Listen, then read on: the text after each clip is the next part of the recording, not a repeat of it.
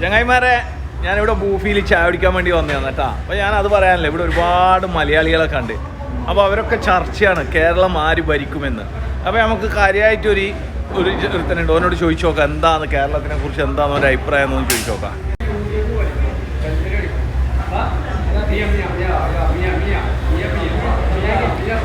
അപ്പോൾ എത്ര സീറ്റ് കിട്ടും നിങ്ങളെ അഭിപ്രായം? 80-85 സീറ്റ് കിട്ടും.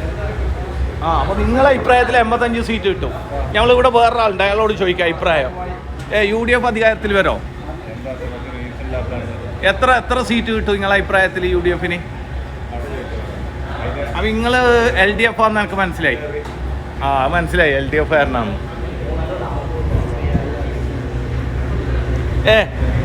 കേരളത്തിൽ ഇലക്ഷൻ നടന്നല്ലേ, കഴിഞ്ഞല്ലേ? 4-ാം തീയതി റിസൾട്ട് അറിയുമ്പോൾ നിങ്ങളെ അഭിപ്രായത്തിൽ ആരായിരിക്കും?